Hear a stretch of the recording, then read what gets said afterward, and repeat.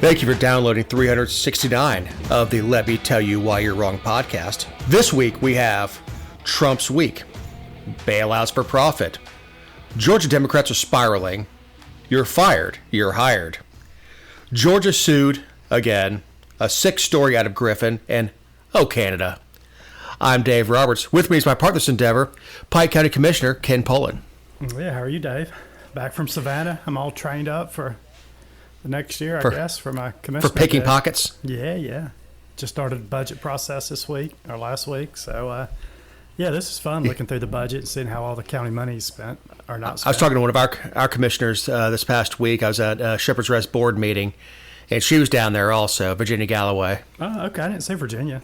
I'm surprised I didn't see her. Yeah, she was there. I mean, she was around. I don't know what classes she was taking. But yeah, she sits on the Shepherd's Rest board with me. Oh, okay. She's a nice lady. We get along fine personally. I know we have some political differences on stuff, but especially like medical marijuana, things like that. But she's a super nice lady. Most people are nice at the end of the day. It's just politics that brings out the worst in them. Well, she's not. She's not lying. Now, I disagree with her, but she believes everything she says. Right. At least she's authentic and genuine, and that's the thing. In. And absolutely, and I believe in that 100%. She absolutely believes 100% of what she says. Now, do I agree with everything she says? No, but she absolutely believes it, and she stands by her values, and that's all you can ask of somebody who's elected is be the same person in office as you are out of office. Yep. Very true. So, the Atlanta Falcons got smacked. Lightly patted on the behind. Like a likely pat, but the defensive coordinator got fined $100,000. Does he have to personally pay that? I hope so. That's Jeff Albrecht. If people don't know what we're talking about, there was a prank call during the NFL draft to Shedeur Sanders. So I guess Shedeur had his own burner phone for the NFL teams. And, most players do. Yeah. So Jeff's son finds his name Jax. Also obtained a phone number, and they prank called Shedeur like he was being drafted in the first round. Here's the thing. The prank call I don't have a problem with. That's going to happen. It's a little immature, a little goofy. What I have a big problem with is Albrecht not securing his iPad. Yeah. Well, I mean, he probably just laid it around the house or something.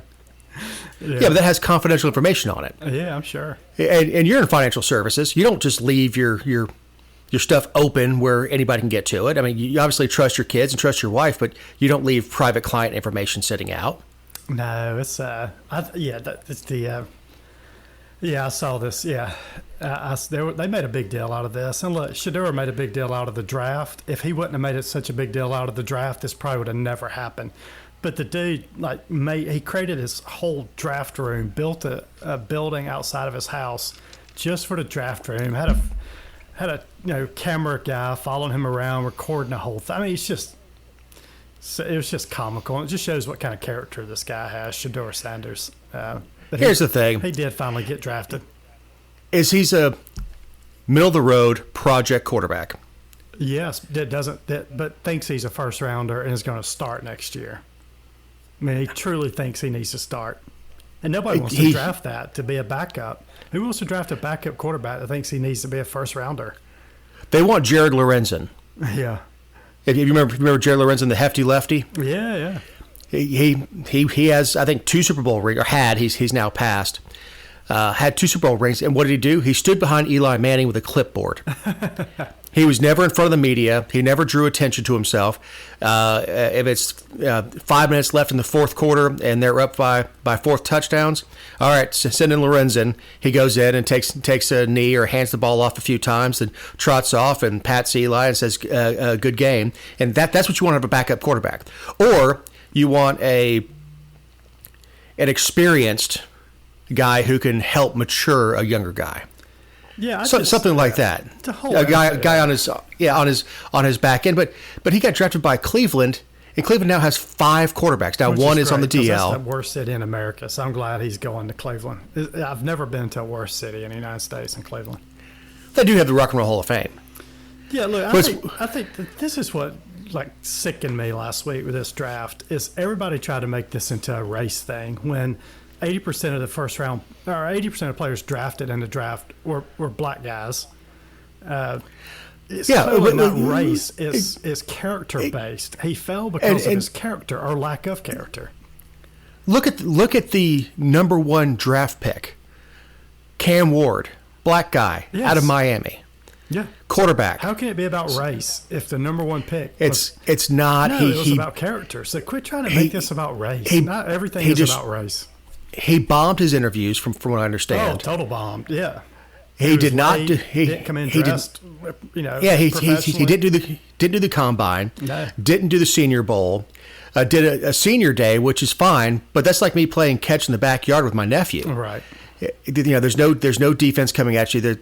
Then he did not hire an agent. He decided that he and Dion would act as their own agents. Your agent advocates for you. He's making phone calls to these GMs as the picks are coming in. They're making phone calls. Hey, what are we thinking about my guy here? I think he's a good fit for your organization. No, he'll absolutely. He understands he needs to be humble. He advocates for you. So you didn't hire an agent, and you fell to the 5th.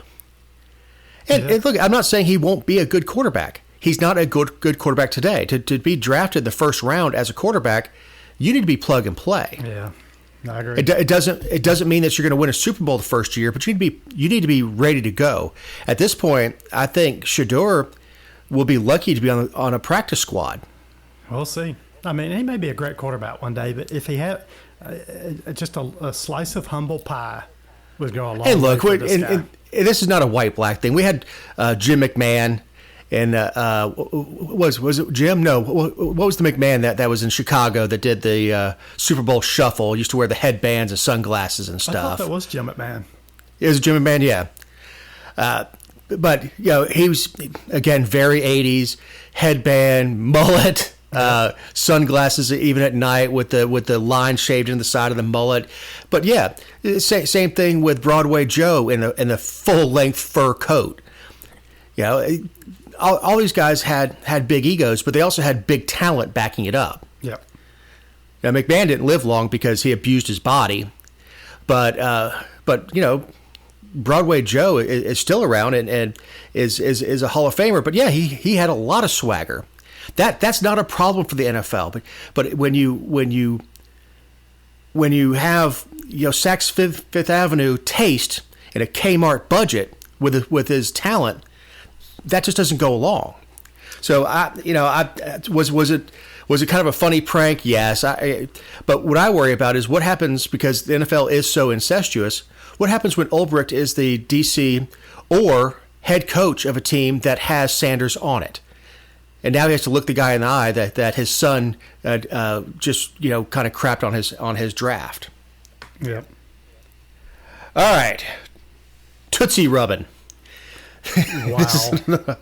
So this guy in Florida had been going to open houses and looking at houses for sale, telling realtors, female realtors primarily, I guess solely, but that they have a bug on their feet and then rubbing their feet. Yeah, this is like 10 different women. What a perv. All right, let me ask you something. Hold on one second. It said this one woman, she quoted, "He bends down and starts unbuckling my shoe and caressing my foot." And I just thought that was really weird, Julian said. Wow. Here's the thing. I got a question for you. Do you think any of these women would have a problem with him touching their feet if he actually bought the house? Oh, not a bit. Not a bit.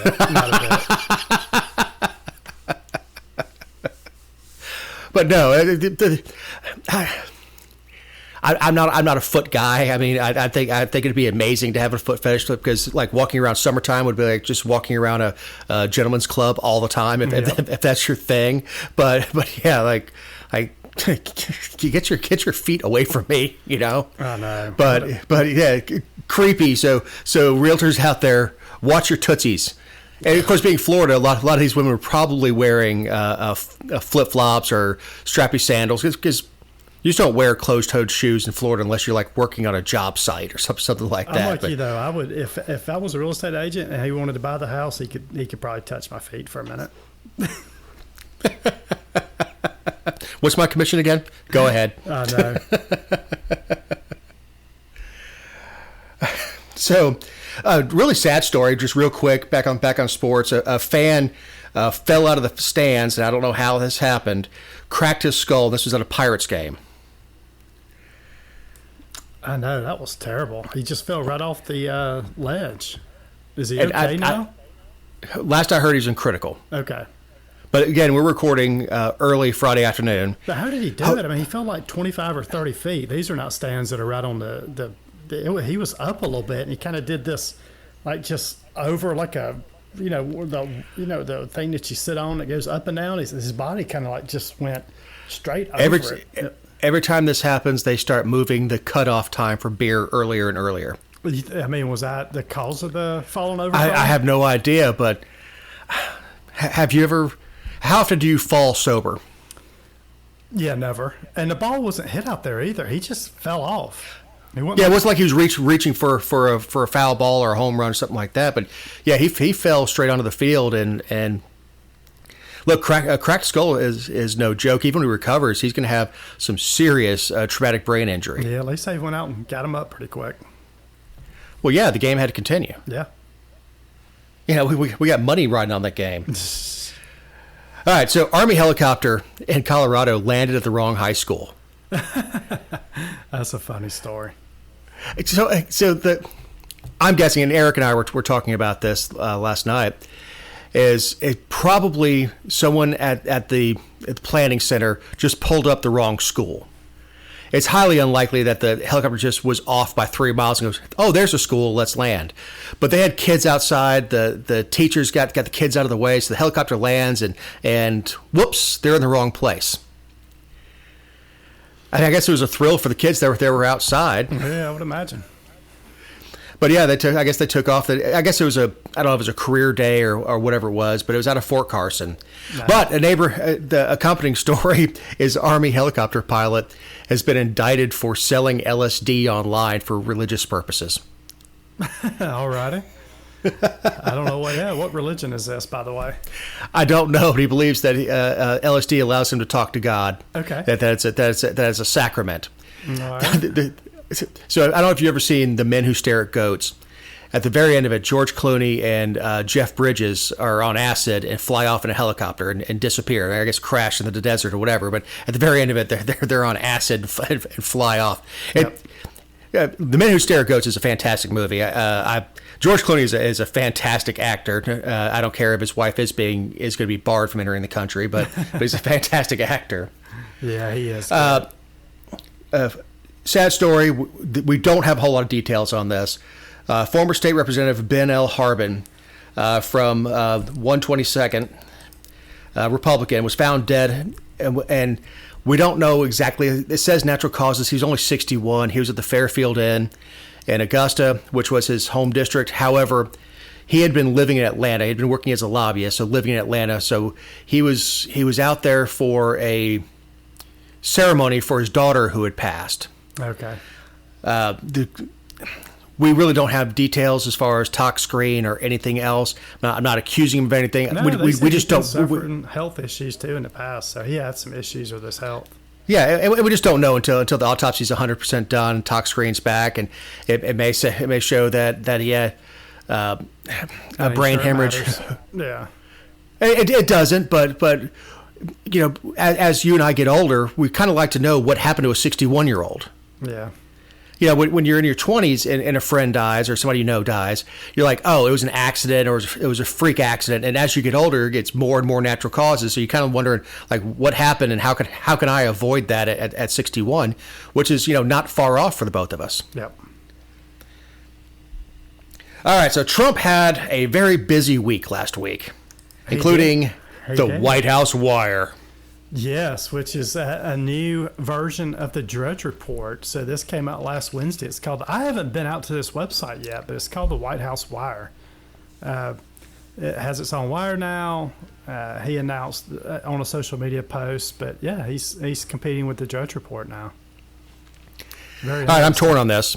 I'm torn between transparency, which I appreciate. These are the stories that we're tracking, and propagandizing what you're doing. Yeah, I mean, the problem is the media is so slanted to the left nowadays. I'm sure this is his version of pushing back against the left media, but who's going to pull it up? It's not going to be people who watch CNN and MSNBC. Yeah, right, it's going to be people who are already in his echo chamber. So just like Truth Social, I'm not on Truth Social. It's going to be an echo chamber. Yeah. If you're not hearing any opposing views, and I'm not saying what the mainstream media does is right. I'm not saying being in the vest pocket of one party or the other is right. I'm not saying that. I'm just saying that this is going to be an echo chamber. It's going to give talking points, and I think soon this is what it's for, is to give talking points to people like. People like us that they're in the political sphere that have open and honest debates with people. It'll give us the information based on that they're pushing out, that we can give the talking points. Which again, I don't think that's a great use for an open debate. Yeah. So if you pull it up, these are the headlines: President Trump to remove Harvard's tax exempt status. Senator Rubio taking on China. Cannot wait any longer. VP Vance, America's steelworkers make our country great. South Dakota ranchers incredibly thankful after federal charges dropped. Trump, private sector investment nearly $8 trillion since I took office. Trump declares May 8th is Victory Day for World War II. Going to start celebrating. Yeah, so it's all, it's just all Trump propaganda at the end of the day. That's what it is. And then he just tweeted a few minutes ago on Truth Social, and he said, quote, gasoline just broke $1.98 a gallon, lowest in years. Groceries and eggs are down, energy down, mortgage rates down, unemployment strong, and much more good news as billions of dollars pour in from tariffs. Where can you find gas for $1.98 a gallon? It's got South Dakota, maybe? North Dakota? We're getting there. We're a little over $2 where I am. No, we're $3 in Georgia. I mean, yeah, it's a little under $3 probably, but it's not $1.98 a gallon. Well, you also have to remove the state tax from it. Yeah, I'm just saying. I'd like to see where gas is $1.98 a gallon. But it may be in one gas station throughout the U.S. And that's the problem. That's the problem is we can't use what the liberals use for arguments, which is you take one tiny piece of truth and expound upon it. Yeah. You take one piece of truth out of there, and then you create an entire narrative around that one piece of truth, and that's problematic to do that, because though the seed is true, the rest of the vine is not. The rest of the vine can be fiction. Yeah, but so we got the White House wire. Gas is $1.98 a gallon now. It's good stuff. We're not picking on Trump. I do think the economy is so interesting, because I was talking to you earlier about, and this comes into the next story, about President Trump last Wednesday blamed President Biden for the U.S. economy contracting in the first quarter of 2025, and said he'll blame Biden again for the second quarter results. So here it is on Truth Social, right? He's tweeting that gas is $1.98 a gallon. Tariffs are bringing in billions of dollars. Groceries are down. But yet he's saying in the second quarter he's going to blame Biden again if the numbers don't look good. So what is it? Is President Trump doing all this stuff? Or is it like that's where it's so weird. And, he's blaming Biden for the stock market going down. Well, the stock market went down because he announced tariffs. That's the only reason it went down last month, because it went down on the same day that he announced tariffs. That wasn't Biden's economy. That was Trump announcing tariffs. So it's just so, this is like, and look, every president does it, right? This is not a Trump thing. Biden did it to his predecessor. Obama did it to Bush. Bush did it to they all do the same thing, but good grief. Aren't we getting tired of this? Yes, of course we are. But he wants credit for everything that goes good and blame Biden for everything that's bad. Now, look, truthfully speaking, being the beginning of May, Yes, there's still some residual things that are left over from the Biden administration. 100%. That 100%. Yeah, so it's not a black and white thing. It's not the Biden economy. It's not the Trump economy.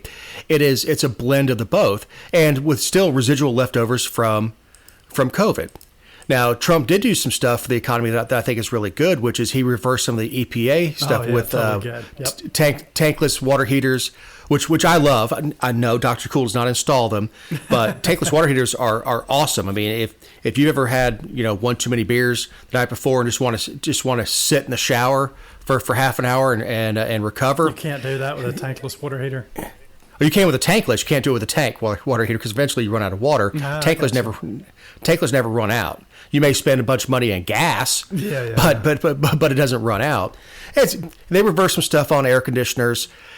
The problem is all the manufacturers already retooled based on what the EPA came out with in 2024. So they're not going to go back to the R410A, which is the refrigerant they just did away with in January. They can't go back. They've already retooled. They've already started producing the new refrigerants. You can't shift gears that fast, and manufacturers can't shift gears that fast. Now, who will it affect? Washers and dryers, big time. Water heaters, that kind of stuff.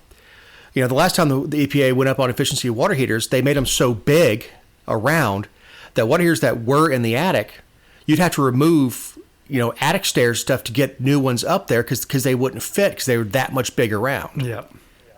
So they never look at that kind of stuff when the EPA does. They just come out with these grand plans like, your dishwasher can only use so many gallons. Well, guess what? Then I have to run my dishes twice. Yep. Same thing with clothing. The dryer that we have, the dryer pisses me off so much because now it weighs your laundry, and when it loses a certain amount of weight, it assumes it's dry, and it's not dry to my standards. So I end up running the dryer 3 or 4 times, which uses twice the electricity that I would have if it just ran the time that I told it to friggin' run. Rich people problems. Rich people problems. Oh, you don't have a clothes dryer? Yeah, I do have a dryer. I did see that in Italy. There's a lot of places that we rent that have washers, yeah, but they don't have dryers. No, they just hang them up in the back. Yeah. Well, when you're only at a place for a few days at a time, you hate to pack damp clothing. Yeah, and look, my next two little job market is up. Well, these were back-to-back headlines. So yesterday, or last Thursday, a report came out that jobless claims surged. So first-time filings for unemployment insurance totaled a seasonally adjusted 241,000. So on last Thursday, jobless claims surged. That was the headline, right? And then on Friday, the headline was the job market's up. So one day we say jobless claims are surging. There's more people on unemployment than before. And then the next day we get this headline that says the job market's up, and the April jobs report showed the U.S. labor market remained resilient. So, but both things can be true. I know. Is that we're losing jobs in one sector and gaining them in another. I know. I just think it's funny that 2 days in a row we've got pretty much. Yeah, but if the job market numbers wouldn't have been good on Friday, it would have been like, holy hell, everything's falling apart. But now, right? But as far as the ending of last week, the stock market did pretty booming. well. Yeah, it's booming. Yeah, I mean, after the tariff announcement, it went down 20-25%, and now it's back, probably only down about 10% at this point. Still down, but it's right. But when it come back a lot. When it hits that 25%, buy. Yeah, if you got any money laying around. Well, yeah, I did. I mean, I had some sitting in my retirement in a money market, waiting for a dip. And when it hit, I called my guy. I said, buy. I don't care. Buy. Yeah. Not many people have that opportunity, though. He's like, do you want to move over to bonds? I said, no. No, I'm not going to sell at a loss, move over to bonds. No, buy. Yeah. All right, so real quick, Trump cutting funding to PBS and NPR, which is fine with me. Yeah, I'm 100% good with this. Yeah, they were left-wing news outlets being subsidized with taxpayer dollars. Yeah, cut the funding off. Let them, if they want to do all that, be slanted, let them raise their own money.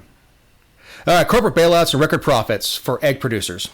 Yeah, this was a funny little story. So it's egg prices, they reached another high last month. If you buy a dozen eggs now, they're $5 to $6, where they used to be, $1.99 back in 2020. I mean, they were so cheap. But This is crony capitalism, a great example of crony capitalism where Cal Maine, who is the country's largest egg producer, took in $509 million in this quarter alone, tripling its profit from last year. So it's not that the eggs are costing these egg producers more. They're just gouging the public, while at the same time, these egg companies are taking in tons and tons of federal subsidy dollars. Yeah, but it's the same thing with steel producers. Oh, it is. I mean, it's the same thing. American steel.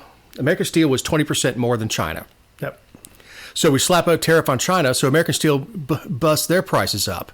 Yep. So it's not that we're going to save money by shopping American on that stuff. So yeah, it's the government is not good at helping business. All it does is hurt. Yeah, they just need to get out of the way. Don't incentivize these guys. Don't give them, and the government's given them over $1 billion to these producers, these egg producers, since 2022. So in a 3-year period, they've given over $1 billion of taxpayer money. At the main time, they've got record profits, which I could care. I mean, good for them if they've got record profits, but don't take my tax dollars in one hand and then gouge me in the other hand. That doesn't sit well. Right. All right. Support for Georgia Democrats plummets. Plummets. Yeah. Who didn't see this? Who didn't see this coming? So, I'm even surprised this was on the news, but the Democratic Party in Georgia is had a huge collapse in favorability ratings, and this is really going into midterms next year. But it shows that just 35% of registered voters have a favorable view of the Democrat Party after Trump swept the state, in return to power last year. So this is the lowest level of support they've had in 9 years. Was also, and again, I mean, it's the Democrats, we talk about this all the time. There's just no leader for the Democrats right now. They're trying to figure out, is it what's his name, Booker up in New Jersey? Is it Pete Buttigieg? Is it the governor of California? There's no central leader for the Democrats, and in turn, they just keep struggling to find their footing. They are, and on the state level, there is nobody stepping up. Certainly not the guy in Columbus that got popped for soliciting sex with a minor who ran for state house down there, Carl Sprayberry. Yeah, 32-year-old Carl Sprayberry. 18 other people got arrested last week. I mean, and we're not talking about for speeding. No, this was child pornography, child exploitation. They were arranging to have sex with a child, travel for purposes of having sex. Yeah, and that's it's so they're not going to get any bit better. It's going to be interesting. We're recording on Friday, so Democrats are having their state convention over the weekend. Charlie Bailey he used to be a former nominee for Attorney General and Lieutenant Governor, but he's actually trying to take over the Georgia DNC this weekend. So and he's a very, I would say, moderate type Democrat. So it'll be interesting if the state Democrat Party actually votes for Charlie Bailey, or they go the other way and they continue down this destructive path that they're on. Well, if they're anything like the Georgia Republican Party, they're going to continue as far as crazy as they can with the Candace Taylors of the world. And the Democrat Party is forcing out the moderates. I mean, they forced out Manchin because he was reasonable. Obviously didn't agree with everything that Joe Manchin had to say, but he was reasonable, and the party forced him out, and he left. All right, so signal message fallout. This is Mike Waltz. Yeah, he was National Security Advisor. National Security Advisor. And his deputy, Alex Wong. Yeah, they're leaving their post. Now, when I saw this story, I'm like, oh, they're firing the National Security Advisor, Mike Waltz? They're actually not. He's now being nominated to be the U.S. ambassador to the United Nations. So, yeah, he's leaving the National Security Advisor role, but what is this? I mean, is this getting promoted upwards? Is this failing upwards? I'm going to have to watch that confirmation hearing because they are going to wear his butt out. Yeah, no. I mean, I understand he was one of them. He was a congressman. I don't think that Waltz is a bad guy. He screwed up, but as an officer, and he was an officer in the Army, if he had a subordinate who screwed up that bad, and let classified stuff. And I understand nothing was top secret, but if he even let confidential stuff leak, it doesn't mean you hate the person who did it. It just means that they shouldn't have a security clearance. Right. And I guarantee you, the ambassador to the UN has a security clearance. So I would expect that his confirmation is going to be rough, and I'm wondering if this is not a bait and switch where Trump throws him out there as a sacrificial lamb to take all the slings and arrows, pulls him down, and then puts somebody else in, and they go, okay, this guy's way better, and pushes him through. Yep, and Marco Rubio is actually taking his slot. So Marco Rubio is Secretary of temporarily. State. Yeah, he's going to temporarily take on a job of National Security Advisor. I don't know why they need a National Security Advisor.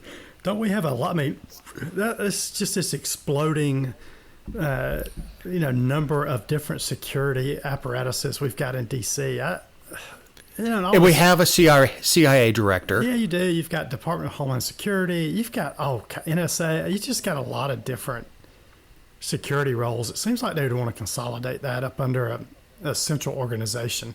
But I think a lot of this came out of 9/11, if I remember right. It did. Yeah. It did. All the czars, the Department of Homeland Security itself came out because of it. The NSA, not the NSA, but TSA came out because of it. Yep. And we're still dealing with the TSA. By the way, TSA, the worst place for TSA is in Atlanta.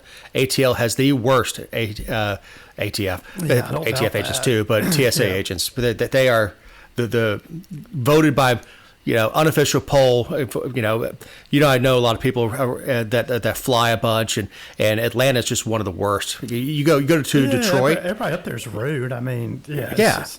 Have no sense of humor, but you fly to Detroit, and you think of Detroit, being kind of a super nasty city and stuff. Super nice. Super polite, super nice Midwestern type folks. They'll crack a joke with you, and all that stuff, and smile. And in Atlanta, they just kind of yell at you. Anyway. Yeah, I've never seen where worse than Atlanta. I mean, it's just terrible. Yeah, it's not a pleasant experience. But Baltimore's close.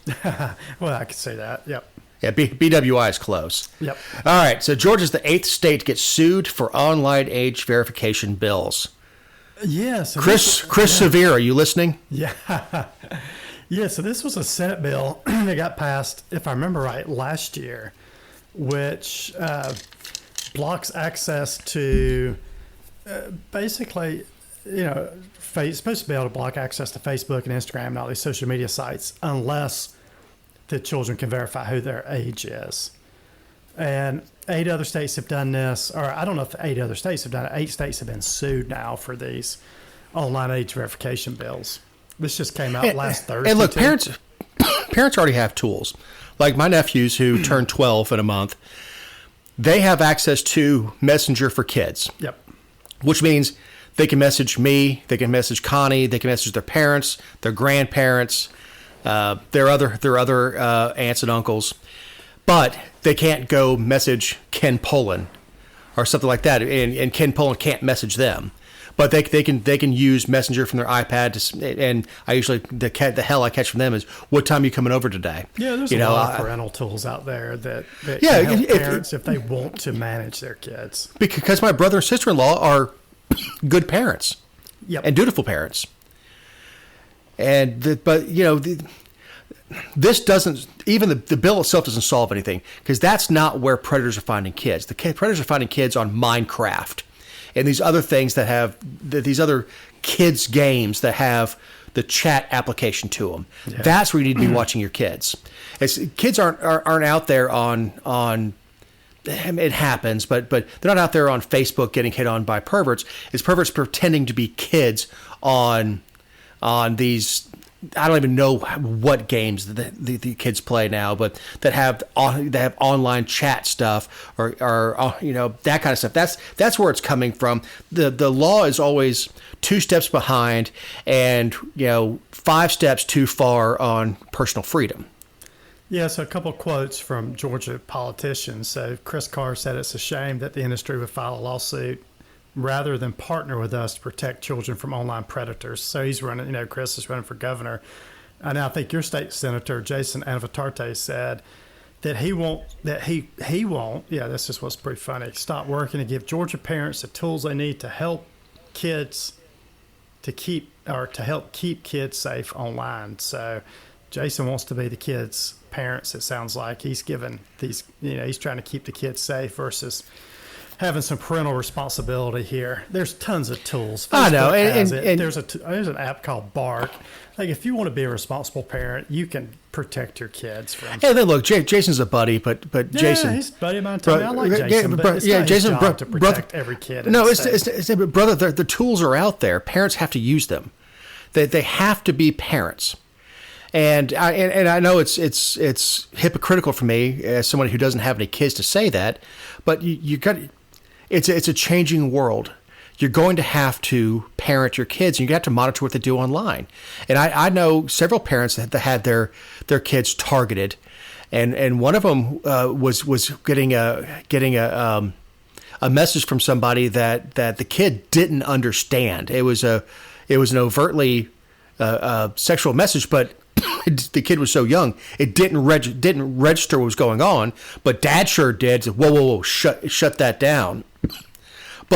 But the kid didn't recognize what was going on. Like, boy, that sounds like it hurts, or something like that. And it's like, and dad knew what was going on and shut that down, and the kid is too young to have it explain what that meant.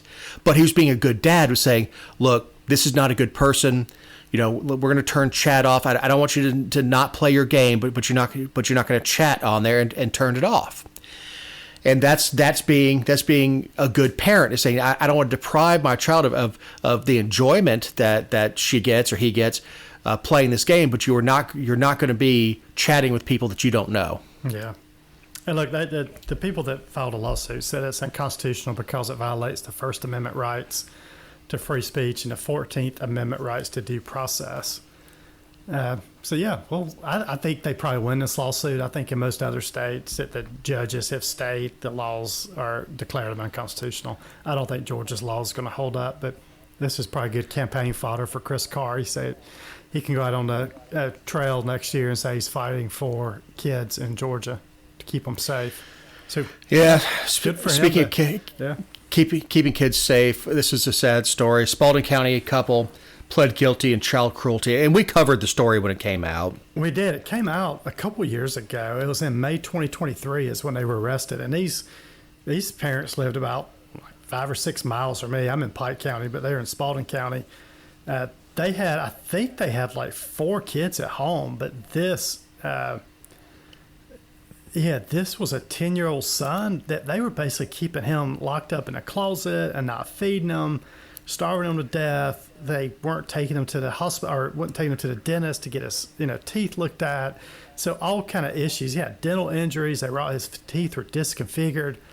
And I think the boy got out one day and was walking. Yeah, he was in his underwear, wandering, looking for food. Yep. He weighed 37 pounds at 10 years old. So they had 4 other children. So this couple had 5 children, and they basically they would go on vacation and keep them locked up at home. So this case finally got adjudicated this week in Spalding County. I know that Chief Judge Ben Coker presided over this, and they were found guilty and sentenced to 40 years in prison, followed by 20 years of probation. So they're probably 40 years old, 40, 45 years old. I hope they die in prison. This was a terrible story.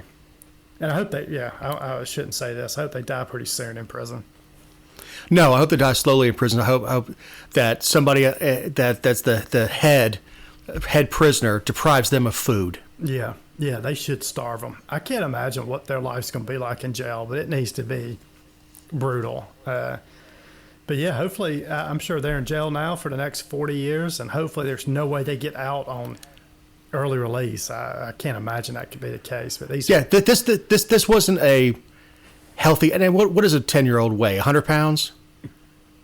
I don't know. I mean, it's somewhere probably between 80 or 70 and 100 pounds. Yeah, depending if it's a girl. So the kid was at least half weight. Oh yeah, half. 37 pounds is crazy. Yeah, 37. Look, I was born. Yeah, I was born at almost 10 and a half. Yeah. Yes, my poor father. But 37 pounds is crazy for a 37 pounds is a 5-year-old. Yep. I hope this boy has been able to. I can't imagine the trauma that he went through. So I hope he's 12 now, 12, 13 years old. I hope he's been able to somehow get back on his feet. And I'm sure he's been through a lot of counseling at this point. He's going to need counseling for the rest of his life. Yep. Absolutely for the rest of his life, because that poor kid just to have trust issues and trust an adult again. And the sad thing is when they picked him up, when the police got him, he begged to be taken back home. That's such a sad thing with abuse, especially with children, but it also goes with spousal abuse. Is they beg to go back. Yep. They've been convinced that this is your only life. Very true. And I wouldn't treat a dog the way they treated their son. No, it was really bad. And you could tell that from any of the animals that I've owned over the years, is that they were all overweight because they all got plenty of treats and plenty of love. Yeah, but I just can't imagine, as again, it's as somebody who we tried to have kids and failed, but that a couple that could be blessed 5 times and then just treat their blessings like that. Yep. Yeah, that's crazy. This is a good time to remind you that these are our opinions, not those of anyone not on the show or any respective company for which we may work, own, or otherwise associate ourselves with on a regular or irregular basis. Also, you can find other episodes and relevant stories over the GeorgiaVirtue.com. What do we have for the mule? This one was too easy this week, but this is former Democratic vice presidential nominee Tim Walz. And it seems like, I don't know if you've noticed, I'll get to why he's a mule in a minute. I don't know if you noticed that him and Kamala have come back on the scene lately, and they started giving some speeches this week, and nobody's listening to him. But he was mocked after he claimed, everybody's mocking him this week. He said he claimed he was chosen to join the Harris ticket because he could code talk to white guys. Now, I don't know about you, but before about a year ago, I had no clue what code talk was. I didn't know what they meant by it. I heard it this week, and I'm like, what does he mean by that? But he said he was picked because of his ability to code talk to white guys watching football, fixing their truck, and he could put them at ease. And he said Walz added he was the permission structure to win over white men from rural America to vote for Democrats. Yeah, how'd that work for him? All right, look, here's the thing. Wow. Code talking to me is World War II with the Navajo code talkers. Yeah, I thought it was something like that. Yeah. Yeah, I agree. Tim Walz, who cannot load a shotgun. Nope. Who... Talk about working on his truck. There's a video of him, quote unquote, working on his truck where he pulls the dipstick out, but doesn't pull it all the way out. Just kind of looks at it, puts it back in. I'm like, that's not how you check the oil. That's not how it works. And they ran that commercial with guys saying, "I'm not afraid. I'm not afraid." And and we talked about it when the campaign thing came out. It was like some obviously gay dude was like, "I'm not afraid of my feelings." Like, dude, if you're trying to talk to, and there's nothing wrong with being a gay dude, I don't care, but if you're trying to talk to the straight white pickup truck shotgun owning males, putting somebody who is obviously not in a flannel shirt does not make him a man. And that's what Tim Walz has been doing, is he's been dressing himself up as a man. Yeah, and you don't have to do that. No, a man doesn't have to do that. A man just does. He just is. Now, do I think that Donald J. Trump is a manly man? No. I mean, not by my definition. Not by definition, but Trump, he gets out there and plays golf all the time. He's an active guy. He's unapologetic. He's married to a supermodel. All the things that we admire about him. But he's not your traditional going to sit around watch football and drink beer and well, he might. Stuff. He might. When they had the Eagles at the White House, he knew stats. He's not going to drink Coors Lights on the weekend. No, he didn't drink at all. But he played golf with Saquon Barkley and then offered Saquon because they're both going to the White House, offered him a ride on Air Force One. Yep. And it's not that. It's just Trump doesn't play this game where he dresses up in flannel and goes out and starts splitting wood. Yep. And because it wouldn't be believable. Because I guarantee you, President Trump has never felled a tree in his life. Yep. Has never chopped wood for firewood. And you know what? He doesn't pretend. He's like, no, I've been rich my entire life. No, I'm not out chopping wood. If I want firewood, I tell my butler to arrange for it. Yep. But he doesn't pretend, and that's Walz's problem. Is he pretends to be this manly man. And look, I had no idea that Minnesota was so limp-wristed. I thought Minnesota was like North or South Dakota, harsh winters. That kind of builds this frontier spirit, and then you see their governor is out there waving with both hands like he's a clown. He lies about his military service, which, look, there's nothing wrong with Walz's military service. Nothing wrong with it. He served honorably. No, he did not maintain sergeant major rank because he never did the schools. But there's nothing wrong with getting out as a master sergeant. There's nothing wrong with being a reservist. There's nothing wrong with never having gone to a combat zone. Yep. What's wrong with it is when you claim these are the weapons that I used when I went to war. What war? The Cola Wars, Tim? Is that what you used when Coke and Pepsi were going at it in the 80s? It's because he lied about it. He pretended to be something that he's not. Yeah, he totally lied about it. You don't have to be a bird hunter to be someone who supports gun rights. Yep. But to go out there, you would think if he didn't know how to load a shotgun, before the cameras were rolling, he'd have gone to the person that handed him the shotgun. All right, how do I load this again? It's this thing that these Democrats do. John do it though. I mean, right? John Kerry. Yeah. John Kerry did the same thing where he went duck hunting. He came out and goes, boy, you should hear all the stories and jokes we were telling. Like, yeah, that's not how hunting works. you sit down and you shut up. Yep. You're not sitting there drinking beer and laughing in a duck blind. You're shutting up and hoping that your decoys work and throwing out duck calls. That's all you're doing is you talk about it afterwards, but you shut up. Stop pretending to do things you don't. It's even Joe Biden didn't pretend that he was out there rebuilding his Corvette.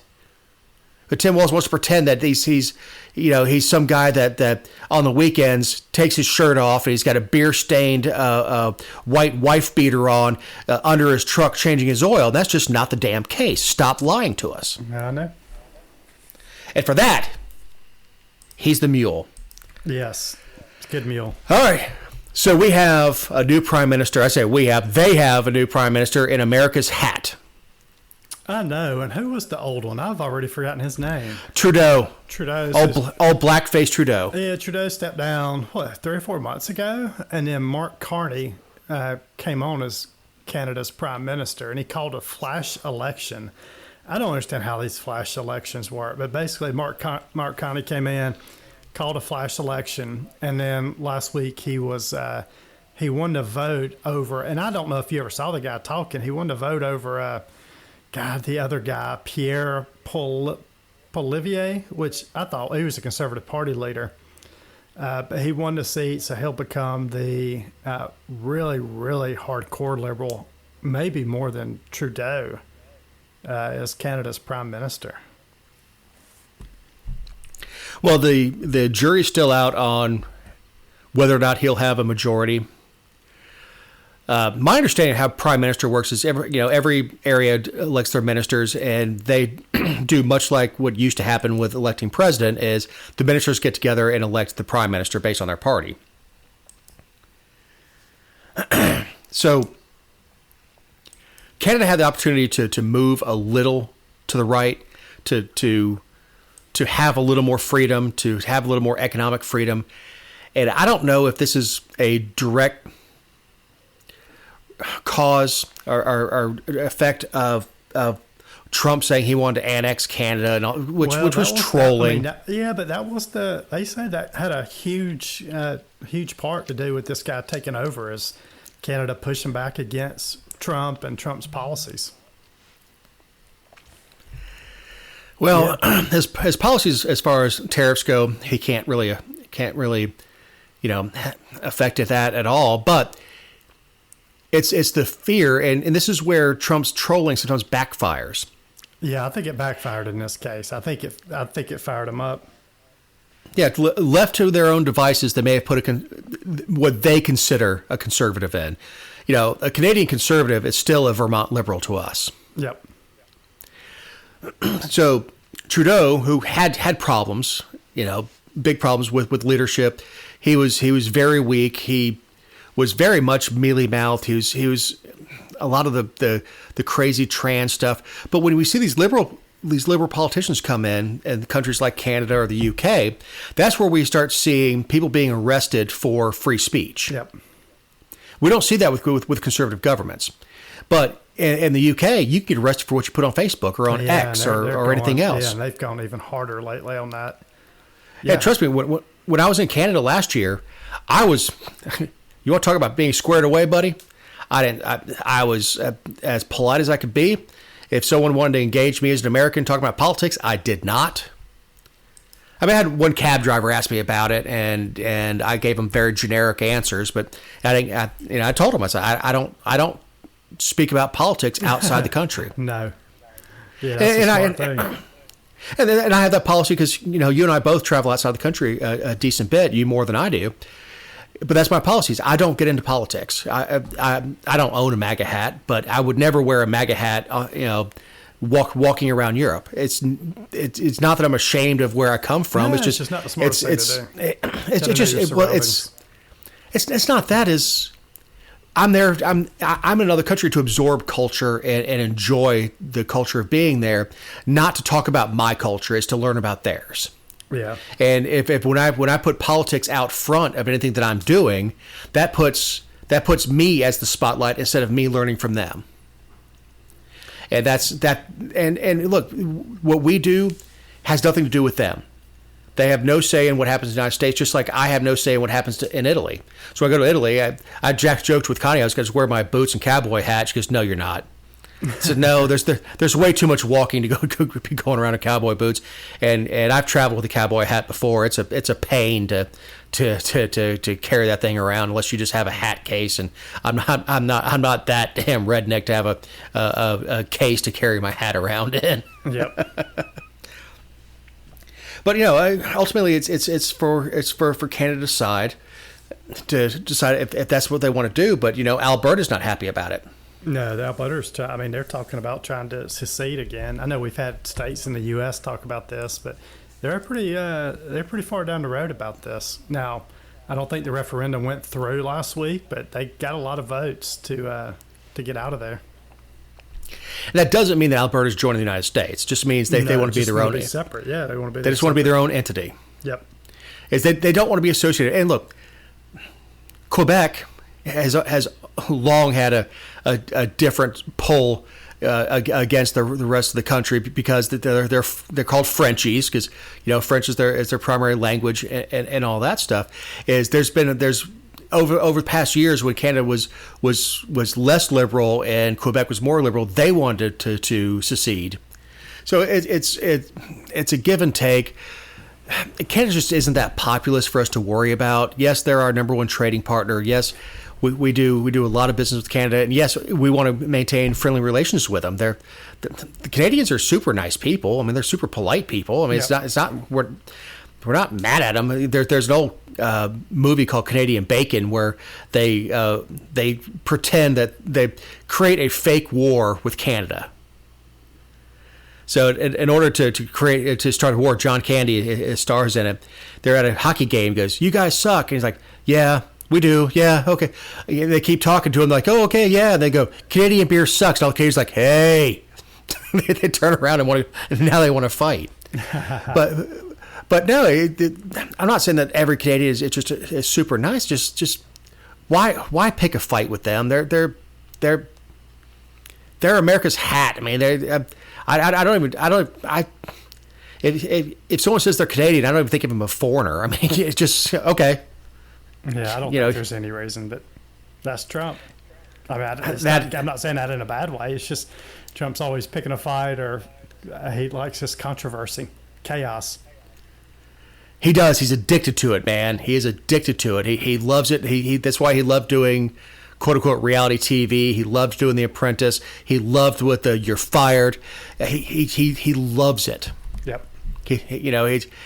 It's a dangerous addiction for a national leader to have, because it's insatiable. Because if you're addicted to chaos, as soon as you get everything where it should be, you got to create more chaos somewhere, because that's the addiction. Oh yeah, no doubt.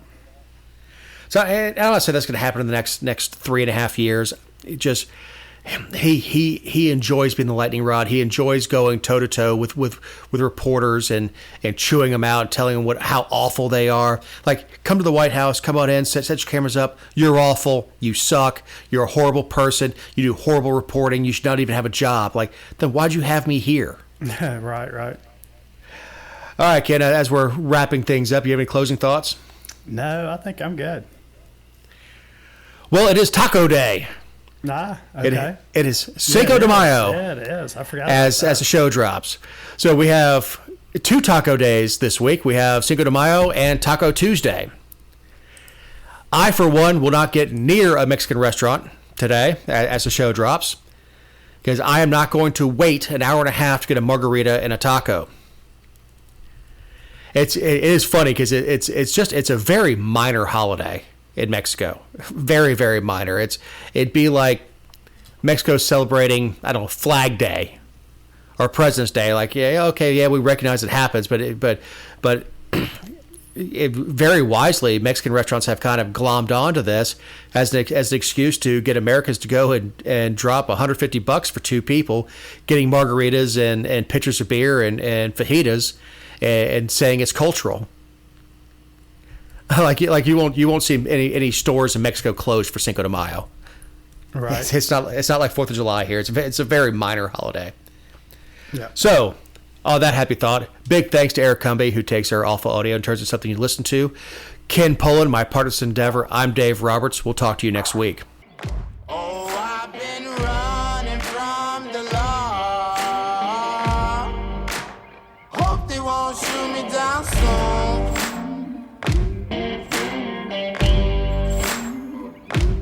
They've been gone a sleepless night. Try to catch me howling at the moon.